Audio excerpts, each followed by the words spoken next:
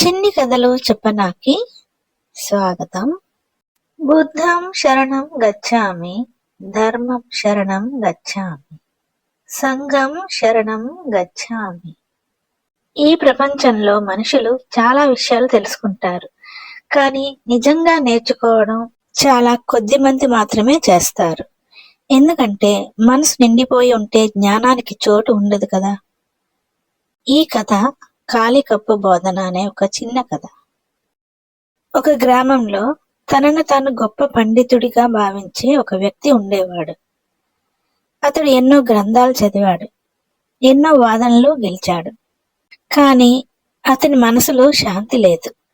అతడు అనుకున్నాడు, నేను అన్నీ తెలుసుకున్నాను, ఇంకా నేర్చుకోవాల్సింది ఏమీ లేదు.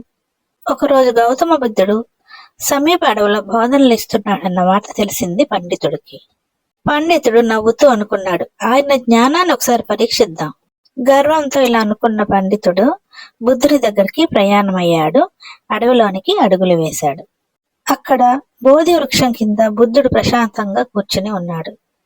అక్కడ పోటీ లేదు, వాదన లేదు, కేవలం నిశ్శబ్దం మాత్రమే ఉంది. పండితుడు చాలా ఆశ్చర్యపోయాడు. ఇంత ప్రశాంతతను అతను ఎప్పుడూ కూడా చూడలేదు. ఇంతలో బుద్ధుడు ఒక టీ కప్పు తీసుకున్నాడు.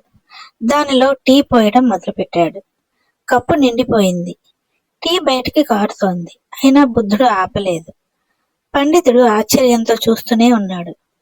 పండితుడు బుద్ధుడిని ప్రశ్నించాడు, బుద్ధ, కప్పు నిండిపోయింది కదా, ఇంకా ఎందుకు పోస్తున్నారు?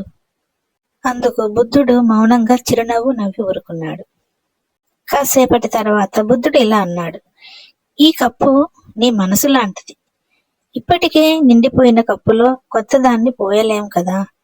అలాగే అహంకారంతో నేనే అన్ని తెలుసుకున్నాననే భావంతో నిండిపోయిన మనసులో జ్ఞానం ప్రవేశించదు. ఈ మాటలు పండితుడి గుండెల్లో నేరుగా తాకాయి. తన జ్ఞానము తనకే అడ్డుగా మారిందని అతడు గ్రహించాడు. తల వంచాడు. అహంకారము కరిగిపోయింది. పండితుడు వినయంగా అన్నాడు, బుద్ధ, నేను అన్నీ తెలుసుకున్నానని అనుకున్నాను, కానీ ఇప్పుడు అర్థమైంది నేను ఏమీ తెలియని వాడినని. అందుకు బుద్ధుడు చిరునవ్వుతో ఇలా అన్నాడు, ఇప్పుడే నువ్వు నేర్చుకోవడానికి సిద్ధమయ్యావు. బుద్ధుడు కొనసాగించాడు, ఖాళీ మనసే స్పష్టంగా చూస్తుంది. వినయమే జ్ఞానానికి ద్వారం. నీవు ఖాళీగా ఉన్నప్పుడు సత్యం సహజంగా ప్రవేశిస్తుంది. పండితుడి ముఖంలో శాంతి మెరిసింది. తిరిగి వెళ్తున్న పండితుడిలో గర్వం లేదు. మనసు ఖాళీగా ఉంది, కానీ శాంతితో నిండింది. అతడు నిజమైన విద్యార్థిగా మారిపోయాడు. ఇందులో మనం తెలుసుకోవలసినది, నీవు నిండిపోయావని అనుకుంటే నీవు నేర్చుకోవడం ఆపినట్టే.